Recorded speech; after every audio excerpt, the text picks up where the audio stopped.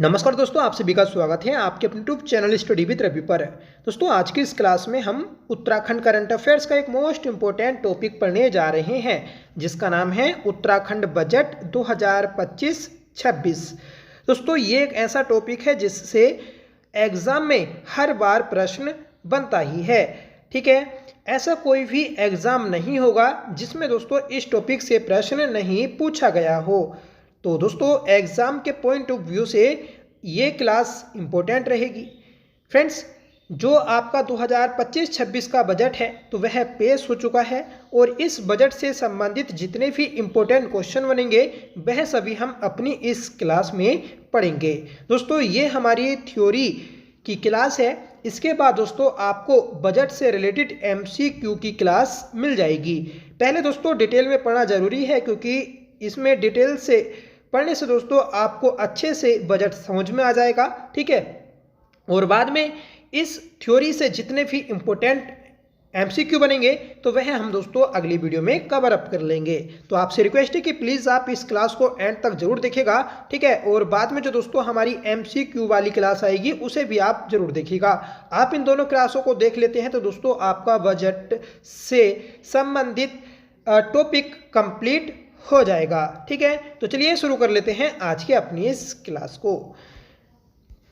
दोस्तों, सबसे पहले हम जानेंगे बजट के बारे में। बजट तो दोस्तों उत्तराखंड का बजट, जिसे दोस्तों वार्षिक वित्तीय विवरण के नाम से जाना जाता है।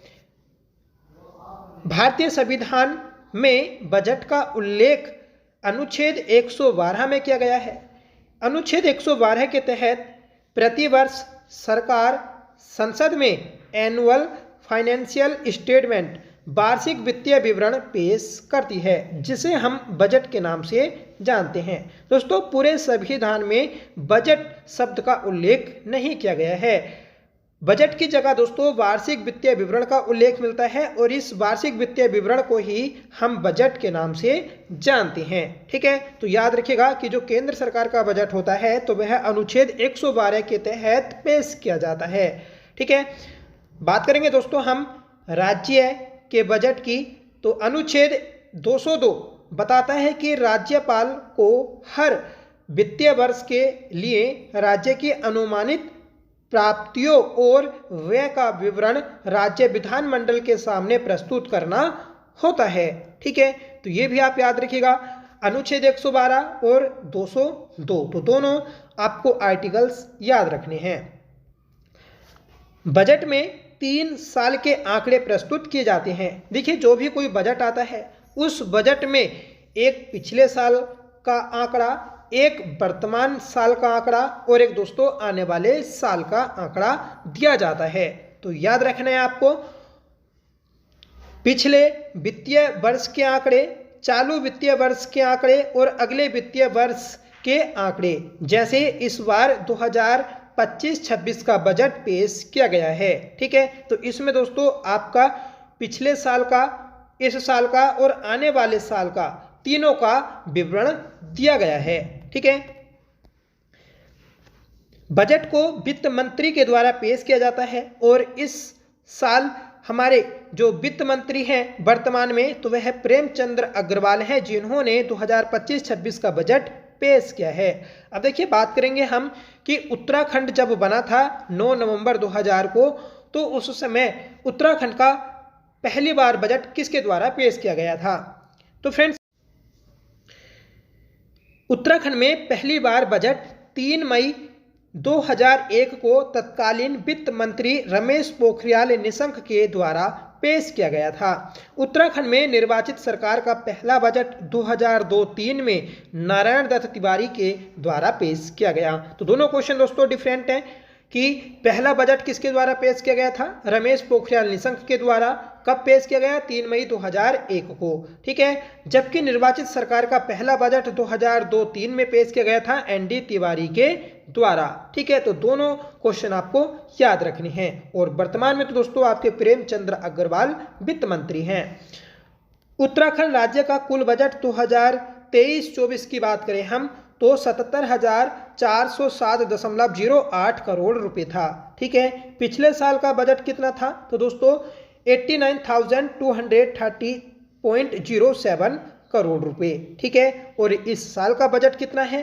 तो दोस्तों 1,01,175.33 करोड़ रुपए। ठीक है, तो दोस्तों इस साल का बजट और पिछले साल का बजट ये दोनों आपको याद रखने हैं।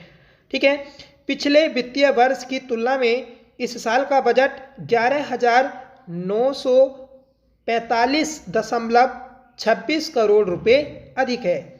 प्रतिशत में बोले तो 13.38% अधिक। ठीक है, तो इस साल के बजट में पिछले साल की तुलना में 13.38% की वृद्धि हुई है। ठीक है, इस साल के बजट की तुलना दोस्तों उत्तराखंड के पहले बजट से करें तो उस बजट से इस साल का बजट 24 गुना अधिक है। ये दोस्तों अपने आप में इंपॉर्टेंट है। ये क्वेश्चन बन सकता है कि 2001 में पेश किए गए बजट की तुलना में इस साल का बजट कितने गुना अधिक है? तो आपको बताना है 24 गुना। ठीक है, देखिए जो बजट होता है तो उस बजट में व्यय और प्राप्तियों के आंकड़े प्रस्तुत किए जाते हैं। ठीक है, तो जो दोस्तों आपका एक्सपेंडिचर है इस बजट में, तो उसके अंतर्गत आपको मिलेगा राजस्व व्यय और पूंजीगत व्यय। ठीक है, तो राजस्व व्यय जो है दोस्तों आपका ये 59,954.65 करोड़ रुपए है। ठीक है, और पूंजीगत व्यय जिसे हम कैपिटल एक्सपेंडिचर बोलेंगे तो ये दोस्तों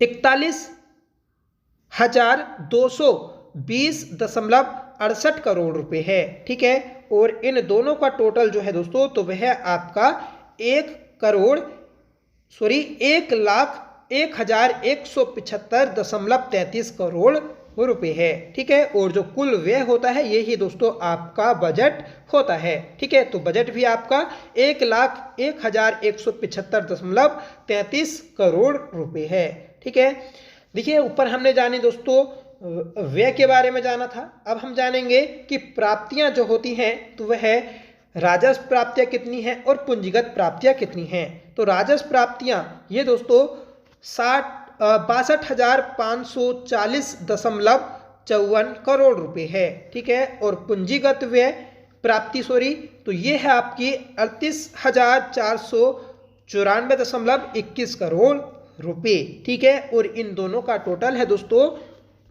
1,01,034.75 करोड़ रुपए। ठीक है, तो आपको कुल प्राप्तियां भी याद रखनी है, कुल व्यय भी याद रखना है, और दोस्तों जो हमारा बजट है तो वह भी आपको याद रखना है। ठीक है, 2001 के बजट से कितने गुना है तो वह आपको याद रखना है। ठीक है, ऊपर आपको दोस्तों जितनी भी पॉइंट मिले हैं तो उन सभी को आप जरूर नोट करिएगा, और आने वाले जितने भी पॉइंट होंगे उन्हें दोस्तों आप जरूर देखिएगा। ठीक है, बाद में जब हम MCQ करेंगे तो उसमें दोस्तों आपको बहुत ज़्यादा हेल्प मिलेगी। ठीक है, देखिए एक शब्द होता है राजकोषीय घाटा। राजकोषीय घाटा क्या होता है? तो किसी वित्तीय वर्ष में सरकार के कुल राजस्व और कुल व्यय के बीच के अंतर को ही राजकोषीय घाटा बोला जाता है।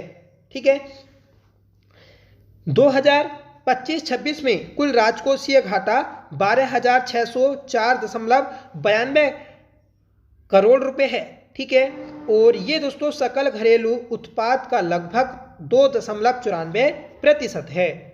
ठीक है, तो 2025-26 में कुल राजकोषीय घाटा GDP का कितने प्रतिशत है? तो ये 2.94% है। ठीक है, देखिए जो हमारा बजट है, ठीक है, तो इस बजट में सरकार को रुपया कहां कहां से मिला। ठीक है, इस बजट के सोर्सेस कहां कहां से हुए हैं तो वह चीज पढ़ेंगे हम। तो रुपए आने का क्रम, इसमें स्वयं का कर राजस्व 29.38% है, लोक ऋण ये 23.21% है, केंद्र सरकार से सहायता अनुदान ये 22.30% है, और केंद्रीय सरकार में राज्यांश ये दोस्तों 19.46% है।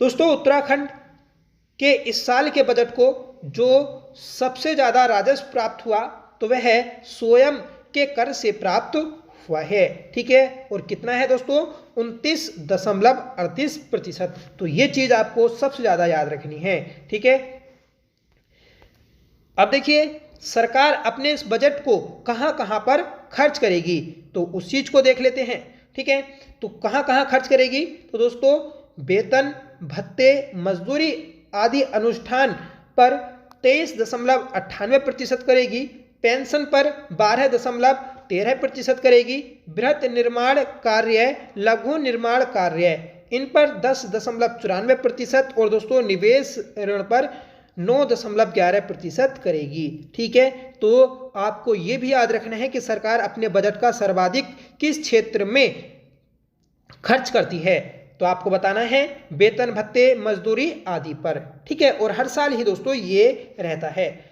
पर जो दोस्तों हमने ये देखा था कि रुपया आखिर सरकार को कहां कहां से आया है इस बार सर्वाधिक सबसे कम, तो ये चीज दोस्तों हर बार चेंज होती रहती है। ठीक है, पिछले से पिछले बार दोस्तों केंद्र सरकार की सहायता अनुदान था। ठीक है, और इससे पिछले बार के बजट में दोस्तों लोक ऋण था, और इस बार दोस्तों स्वयं का कर राजस्व सर्वाधिक हुआ है। ठीक है, पर जो रुपए का जाना होता है ये दोस्तों फिक्स है कि सबसे ज्यादा वेतन, भत्ते, मजदूरी आदि पर ही खर्च होता है। ठीक है, देखिए आप सभी जानते हैं कि उत्तराखंड में विधानसभा के 2 भवन हैं। ठीक है, एक आपका देहरादून में और एक दोस्तों गैरसैंण के भराड़ीसैंण में। ठीक है, तो जो गैरसैंण का भराड़ीसैंण है, यहां पर राज्य का पहला बजट जो पेश किया गया था तो वह 2021-22 में पेश किया गया था। ठीक है, और किसके द्वारा पेश किया गया? त्रिवेंद्र सिंह रावत के द्वारा। तो ये क्वेश्चन भी अपने आप में बनता है कि जो गैरसैंण में स्थित भराड़ीसैंण विधानसभा भवन है, तो वहां पर पहली बार बजट किसके द्वारा पेश किया गया था? तो त्रिवेंद्र सिंह रावत के द्वारा 2021-22 में। उत्तराखंड राज्य का पहला जेंडर बजट कब पेश किया गया? तो 2007-08 में प्रस्तुत किया गया था। ठीक है, इस क्वेश्चन को भी आप याद रखिएगा। 2007-08 से दोस्तों हर वर्ष बजट में जेंडर बजट को अलग से पेश किया जाता है। ठीक है, 2025-26 के लिए जेंडर बजट हेतु 16,961.32 करोड़ रुपए निर्धारित किए गए थे। ठीक है, जबकि पिछले बजट मतलब 2024-25 के लिए 14,538.07 रुपए निर्धारित किए गए थे। इस साल का जो जेंडर बजट है पिछले साल की तुलना में 16.66% अधिक है। ठीक है, तो ये भी आपको याद रखना है कि इस साल के बजट में जेंडर बजट में कितने प्रतिशत की वृद्धि हुई है? तो दोस्तों 16.66% की वृद्धि हुई है। ठीक है फ्रेंड्स, उत्तराखंड राज्य की GSDP अनुमानित कितनी है? तो यह आपको बताना है कि 4,29,307.53 करोड़ रुपए। ठीक है, तो उत्तराखंड की जो कुल GDP है तो वह 4,29,307.53 करोड़ रुपए है। ठीक है, पिछले साल कितने थी? तो दोस्तों ये 3,78,244.52 करोड़ थी। ठीक है, और 2023-24 में ये 3,32,997.38 करोड़ रुपए है। ठीक है, तो ये सभी पॉइंट्स आप याद रखिएगा, मोस्ट इंपॉर्टेंट है। दोस्तों हमने अपने इस वीडियो में हर एक इंपॉर्टेंट पॉइंट को शामिल करने की कोशिश की है, जिससे दोस्तों आपको कहीं और बजट पढ़ने की जरूरत ना पड़े। ठीक है, अगर आप इस पूरी वीडियो को और उसके बाद जो MCQ वाली वीडियो आएगी उसे देख लेते हैं तो दोस्तों आपका बजट से संबंधित कोई भी क्वेश्चन एग्जाम में नहीं छूटेगा। ठीक है, तो बस आपसे रिक्वेस्ट है कि प्लीज़ आप वीडियो के एंड तक बने रहिएगा, और आपको अगर वीडियो पसंद आए तो प्लीज़ वीडियो को लाइक किए बिना मत जाइएगा। ठीक है फ्रेंड्स, इस साल का जो बजट है तो वह अग्रणी उत्तराखंड के नाम पर पेश किया गया था। ठीक है, उत्तराखंड को अग्रणी राज्य की स्थापना के लिए नमो बजट एवं ज्ञान मॉडल पर आधारित बजट पेश किया गया है। ठीक है फ्रेंड्स, नमो बजट क्या है? तो नमो बजट N4 नवाचार, A4 आत्मनिर्भर और M4 महान विरासत और O4 दोस्तों ओजस्वी मानव संसाधन है। ठीक है, तो इस साल का बजट दोस्तों नमो बजट पर आधारित है। नमो की आपको फुल फॉर्म याद रखनी है कि N फॉर नवाचार, A फॉर आत्मनिर्भर, M फॉर महान विरासत और O फॉर दोस्तों ओजस्वी मानव संसाधन। और ये दोस्तों आपके नवाचार के अंतर्गत क्या क्या चीजें आएंगी उसे देखेंगे हम। ठीक है, तो नवाचार के अंतर्गत दोस्तों बायोमेट्रिक आधारित आधार प्रमाणीकरण को शामिल किया गया है। इलेक्ट्रॉनिक वाहन चार्जिंग स्टेशन बनाए जाएंगे, पेपरलेस रजिस्ट्रेशन होंगे। ठीक है, स्मार्ट मीटर और स्प्रिंकलर प्रणाली को लागू किया जाएगा। ठीक है, विज्ञान चेतना केंद्र बनाए जाएंगे, साइंस सेंटर तथा साइंस सिटी बनाई जाएंगी। ठीक है, फायर हाइड्रेट मशीन्स लगाई जाएंगी। ठीक है, और इनोवेटिव प्लास्टिक वेस्ट मैनेजमेंट तकनीक को अपनाया जाएगा। लैब ऑन व्हील्स तथा स्मार्ट क्लासेस की स्थापना की जाएगी। तो ये सभी चीजें दोस्तों नवाचार के अंतर्गत होंगी। ठीक है दोस्तों, आत्मनिर्भरता। ठीक है, आत्मनिर्भरता जो दोस्तों है ये आपकी सप्तऋषि बजट पर आधारित है। ठीक है, इसमें सप्तऋषि बजट का प्रावधान किया गया है। ठीक है, तो आत्मनिर्भरता के अंदर हम 7 पॉइंटों को पढ़ेंगे। पहला पॉइंट कृषि, दूसरा उद्योग, तीसरा ऊर्जा, चौथा अवसंरचना, पांचवा संयोजकता। ठीक है, और छठा है दोस्तों पर्यटन और आठवां है आयुष। ठीक है, तो ये चीज भी आपको याद रखनी है। M4 है दोस्तों आपका महान विरासत और इसके अंतर्गत शारदा रिवर फ्रंट का निर्माण कार्य हो रहा है। हरिद्वार और ऋषिकेश का पुनर्विकास हो रहा है।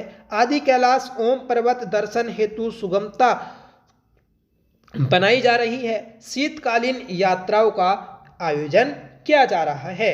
ठीक है, ओजस्वी महान विरासत के अंतर्गत उद्यमिता प्रोत्साहन, स्टार्टअप प्रोत्साहन, रिकॉर्ड पारदर्शी नियुक्ति। ठीक है, और नॉलेज इकोनॉमी, डिजिटल दक्षता, इंफॉर्मेशन टेक्नोलॉजी एवं आर्टिफिशियंस इंटेलिजेंस। ठीक है, ये शामिल किए गए हैं। छात्रवृत्तियां, शैक्षिक भ्रमण कार्यक्रम, शिक्षण तथा साइंटिफिक टेम्परामेंट। ठीक है, अगला पॉइंट है कि खेल सुविधाओं का विकास किया जा रहा है, खिलाड़ियों को प्रोत्साहन दिया जा रहा है और दोस्तों कृषकों को भी प्रोत्साहन दिया जा रहा है। तो ये सभी बातें हमने दोस्तों नमो के अंदर देखी कि नमो के अंदर क्या क्या चीज होने वाला है। हमारा बजट दोस्तों ज्ञान पर आधारित है। पिछली बार भी दोस्तों ज्ञान पर आधारित था। ज्ञान की जो फुल फॉर्म है GAYN ज्ञान। ठीक है, तो G फॉर गरीब, A फॉर अन्नदाता, Y फॉर युवा, N फॉर नारी शक्ति। ठीक है, तो ज्ञान की फुल फॉर्म आपको याद रखनी है। नमो बजट के अंतर्गत दोस्तों आत्मनिर्भर उत्तराखंड सप्तऋषि की अवधारणा दी गई है। ठीक है, हमने ऊपर पढ़ ली है वो। ठीक है, अब पढ़ेंगे हम दोस्तों बजट की विशेषताएं कि इस साल के जो बजट है इसमें क्या क्या विशेषताएं हैं। तो दोस्तों सबसे पहले आपको याद रखना है कि इस साल का जो बजट है तो वह पहली बार 1 लाख करोड़ रुपए से अधिक का है। ठीक है, और 2001 के बजट का 4 गुना। इस बजट में दोस्तों गोविंद घाट से घगरियाल मार्ग का नाम साहिबजादे जोरावर सिंह के नाम पर रखा गया है। ठीक है, विड़ोरा छेबी पातशाही गेट धूमखेड़ा मार्ग साहिबजादे फतेह सिंह के नाम पर रखा गया है। ठीक है, तो ये चीज भी आप याद रखिएगा। समान नागरिक संहिता जो दोस्तों आपकी 27 जनवरी को लागू हो चुकी है, इसके लिए 30 करोड़ रुपए का प्रावधान किया गया है। प्रवासी उत्तराखंड परिषद का निर्माण किया जाएगा, इसके लिए 1 करोड़ रुपए का प्रावधान किया गया। भारतीय न्याय संहिता के लिए 20 करोड़, जलवायु परिवर्तन हेतु 60 करोड़, टिहरी झील के विकास हेतु 100 करोड़ रुपए का प्रावधान किया गया है। गैरसैंण में बुनियादी ढांचे के विकास हेतु 20 करोड़ का प्रावधान किया गया। पलायन रोकथाम के लिए दोस्तों 10 करोड़, परिवार पहचान पत्र के लिए 10.8 28 करोड़ रुपए का प्रावधान किया गया है। ठीक है, और शिक्षा विभाग हेतु दोस्तों कुल बजट 114 अरब 42 करोड़ 72 हजार है। ठीक है, तो ये भी चीज आपको याद रखनी है। फ्रेंड्स, ऊर्जा क्षेत्र और स्वास्थ्य के अंतर्गत किस किस क्षेत्र में आपका कितना पैसा खर्च होगा, तो इस साल का जो बजट है तो उस बजट में दोस्तों इकोलॉजी के साथ साथ इकोनॉमिक के विकास पर भी जोर दिया गया है। ठीक है, इसमें मत्स्य और पशुपालन हेतु 950 करोड़ रुपए का प्रावधान किया गया है। फ्रेंड्स, ऊर्जा क्षेत्र के विकास हेतु 1672 करोड़ 41 लाख रुपए का प्रावधान किया गया। वन विभाग के कैंपा योजना हेतु 395 करोड़ रुपए का प्रावधान किया गया। अग्निशमन हेतु 60 करोड़ रुपए का प्रावधान किया गया है। ठीक है फ्रेंड्स, जल स्रोत और नदियों के संरक्षण हेतु सारा जो योजना है उसके लिए 125 करोड़ रुपए का प्रावधान किया गया है। सार्वजनिक वनों के संरक्षण हेतु 10 करोड़ रुपए का, ई बस इंफ्रास्ट्रक्चर संचालन हेतु 27.5 करोड़ रुपए का प्रावधान किया गया। स्वास्थ्य सेवाओं के विस्तार हेतु 4,747 करोड़ रुपए का प्रावधान किया गया। आयुष्मान योजना के लिए 550 करोड़ रुपए, आशा वर्करों के लिए दोस्तों 51.32 करोड़ रुपए का प्रावधान किया गया है। ठीक है फ्रेंड्स, हर एक पॉइंट इंपॉर्टेंट है। ठीक है, कोई भी पॉइंट आपसे एग्जाम में पूछा जा सकता है। मानव कल्याण की बात करेंगे हम कि मानव सेवा ही कल्याण सेवा है। इस नाम से मानव कल्याण के लिए 3758 करोड़ रुपए का प्रावधान किया गया। सामाजिक सुरक्षा हेतु 1811.66 करोड़ रुपए का प्रावधान किया गया। अन्न पूर्ति योजना के लिए 600 करोड़ रुपए, पीएम आवास योजना ग्रामीण क्षेत्र के लिए 207.18 करोड़ रुपए और पीएम आवास योजना शहरी के लिए 54.12 करोड़ रुपए का प्रावधान किया गया है। ठीक है, ईडब्ल्यूएस आवास योजना के लिए 25 करोड़ रुपए का प्रावधान किया गया। फ्रेंड्स, परिवहन निगम की बसों में निःशुल्क यात्रा के लिए 40 करोड़ रुपए का प्रावधान किया गया। राज्य खाद्य योजना के लिए 10 करोड़ रुपए, निर्धन परिवारों हेतु रसोई गैस के लिए 55 करोड़ रुपए का प्रावधान किया गया है। ठीक है, पर्यावरण मित्र बीमा योजना के लिए 2 करोड़ रुपए का प्रावधान किया गया। अंत्योदय राशन कार्ड धारकों को सस्ती दरों पर नमक उपलब्ध कराने के लिए 34 करोड़ रुपए का प्रावधान किया गया है।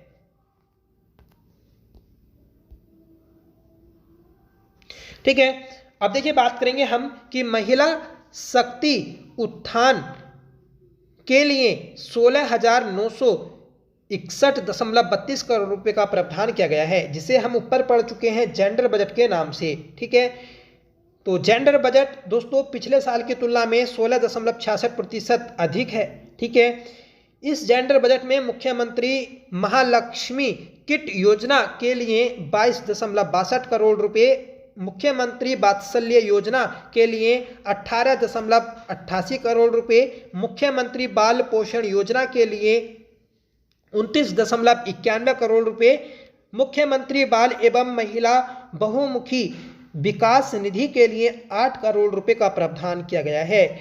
निराश्रित विधवाओं की पुत्रियों के विवाह के लिए 5 करोड़ रुपए का प्रावधान किया गया, ये भी आपको याद रखना है। ठीक है, प्रसूता के लिए ईजाबाई सगुन योजना हेतु 14.13 करोड़ रुपए का प्रावधान किया गया है। अब देखेंगे दोस्तों अन्नदाता कल्याण के लिए कितने रुपए पेश किए गए, तो 422 करोड़ रुपए, मतलब किसानों के लिए 422 करोड़ रुपए का प्रावधान किया गया है। ठीक है, खुशहाल गांव के लिए महायोजना हेतु 925.60 करोड़ रुपए का प्रावधान किया गया है। ठीक है, ट्राउट प्रोत्साहन योजना हेतु 146 करोड़ रुपए का प्रावधान किया गया। दीनदयाल उपाध्याय सहकारिता किसान कल्याण योजना के लिए 85 करोड़ रुपए, आईटीबीपी बटालियन को जीवित भेड़ और कुक्कुट आपूर्ति हेतु 66 करोड़ रुपए का प्रावधान किया गया है। ठीक है, देखिए मोटे अनाजों को बढ़ावा देने के लिए मिलेट मिशन योजना चल रही है, इसके लिए 4 करोड़ रुपए। ठीक है, गंगा महिला डेयरी विकास योजना के लिए 15 करोड़ रुपए, हाउस ऑफ हिमालयाज योजना के लिए 15 करोड़ रुपए, मुख्यमंत्री मत्स्य संपदा योजना इसके लिए 12.43 करोड़ रुपए का प्रावधान किया गया है। दोस्तों ये सभी योजना 2023 में ही शुरू हुई हैं, तो आपको इनके बारे में याद रखना है। ठीक है, national mission for natural farming हेतु 3.22 करोड़ रुपए का प्रावधान किया गया। किसान पेंशन योजना के लिए 42.18 करोड़ रुपए का प्रावधान किया गया। कीवी फसल को बढ़ावा देने के लिए 16 करोड़ रुपए का प्रावधान किया गया। राज्य में दोस्तों मिशन एप्पल योजना चल रही है। ठीक है, सेब की खेती को बढ़ावा देने के लिए, तो इसके लिए 35 करोड़ रुपए का प्रावधान किया गया है। ठीक है, 2023 में दुग्ध उत्पादन प्रोत्साहन योजना शुरू की गई थी और इस योजना के लिए दोस्तों 30 करोड़ रुपए का प्रावधान किया गया है।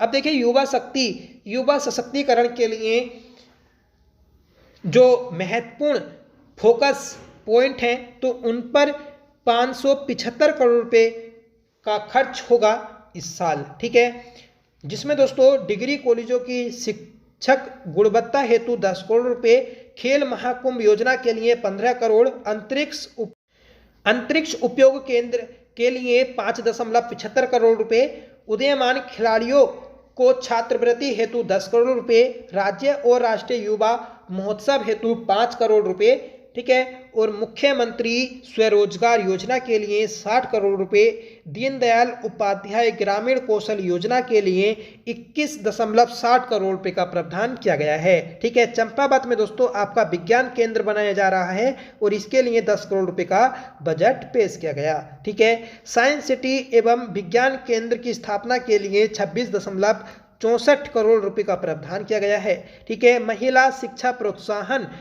योजना हेतु 15 करोड़ रुपए का प्रावधान किया गया। ठीक है, बालिका शिक्षा प्रोत्साहन योजना के अंतर्गत दोस्तों लड़कियों को स्कूल जाने के लिए साइकिल उपलब्ध कराई जाती है और ये साइकिल के लिए दोस्तों बजट 15 करोड़ रुपए है। शैक्षिक कार्यक्रम के अंतर्गत छात्रवृत्ति 15 करोड़ रुपए की दी जाएगी, ये आपको याद रखना है। कक्षा 9 से 12 तक निःशुल्क पाठ्य वस्तु हेतु 59.41 करोड़ रुपए का बजट प्रावधान है। राज्य में दोस्तों इंफ्रास्ट्रक्चर सड़क सुधार आदि के लिए 8,282.02 करोड़ रुपए का प्रावधान किया गया है। ठीक है, जिसके अंतर्गत लोक निर्माण विभाग हेतु 1268.70 करोड़ रुपए का प्रावधान किया गया। ठीक है, PM GSY के लिए 1,065 करोड़ रुपए, हरिद्वार ऋषिकेश विकास हेतु UIIDB को 168.33 करोड़ रुपए का प्रावधान किया गया है। ठीक है, नागरिक उड्डयन हेतु 36.88 करोड़ रुपए, रोडवेज को बस अड्डा बनाने हेतु 15 करोड़ रुपए, जल जीवन मिशन योजना के लिए 1,843 करोड़ रुपए का प्रावधान किया गया है। राज्य में दोस्तों लखवाड़ बांध बनाया जा रहा है और इसके लिए इस साल भी 285 करोड़ रुपए का बजट प्रावधान है। जमरानी बांध आप सभी जानते हैं गोला नदी पर बनाया जा रहा है नैनीताल हल्द्वानी में, तो इसके लिए 625 करोड़ रुपए का बजट दिया गया। शहरी पेयजल के लिए 1,000 करोड़ रुपए। ठीक है, सोंग बांध हेतु 75 करोड़ रुपए का प्रावधान किया गया है। ठीक है, तो ये सभी बातें आपको याद रखनी है, इंपॉर्टेंट है। दोस्तों आप सभी जानते हैं कि उत्तराखंड की जो अर्थव्यवस्था है तो वह मनी ऑर्डरी और पर्यटन प्रधान है। ठीक है, तो उत्तराखंड की अर्थव्यवस्था के अंतर्गत जो सर्वाधिक आय वाला क्षेत्र है, ठीक है, यह सर्वाधिक दोस्तों आपकी अर्थव्यवस्था वाला जो क्षेत्र है, ठीक है, तो उसकी बात करें हम तो इस बार आपका सेवा या तृतीयक क्षेत्र है। ठीक है फ्रेंड्स, सेवा क्षेत्र के अंतर्गत उत्तराखंड की 40.7% अर्थव्यवस्था आती है। ठीक है, कृषि एवं सहायक क्षेत्र जिसे हम दोस्तों प्रथम क्षेत्र बोलते हैं, तो इसके अंतर्गत इस साल 9.8% अर्थव्यवस्था है। उद्योग या पर्यटन सहित आपका जो द्वितीयक क्षेत्र है इसके अंतर्गत 43.5% अर्थव्यवस्था आती है। तो ये तीनों क्षेत्र आप याद रखिएगा कि उत्तराखंड की सबसे ज़्यादा अर्थव्यवस्था किस क्षेत्र के अंतर्गत है। तो दोस्तों हर साल ये आपका डेटा चेंज होता रहता है, ठीक है। इस साल दोस्तों सेवा क्षेत्र है जिसे हम द्वितीयक क्षेत्र बोलते हैं। पिछले साल जो हम पढ़ रहे थे तो दोस्तों वह आपका द्वितीयक क्षेत्र जिसे विनिर्माण क्षेत्र कहते हैं तो वह आता था।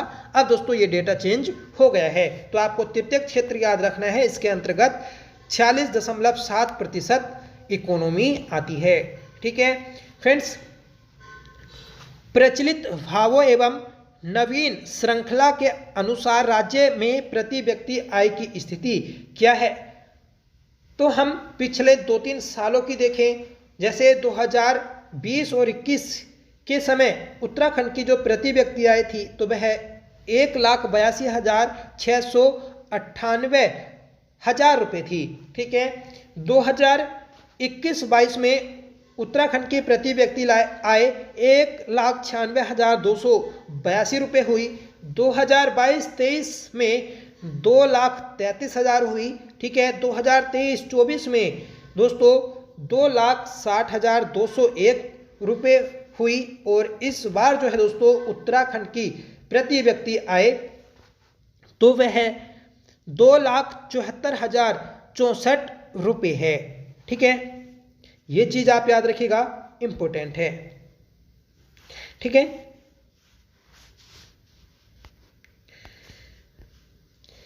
आप देखिए जो उत्तराखंड की इस साल की प्रति व्यक्ति आय है तो पिछले साल की तुलना में 11.33% अधिक है, ठीक है। तो उत्तराखंड की प्रति व्यक्ति आय में कितने प्रतिशत की वृद्धि हुई? 11.33%, ठीक है फ्रेंड्स। इकोलॉजी के साथ साथ इकोनॉमी, मतलब उत्तराखंड का जो बजट है तो वह इकोलॉजी के साथ साथ इकोनॉमी पर आधारित है।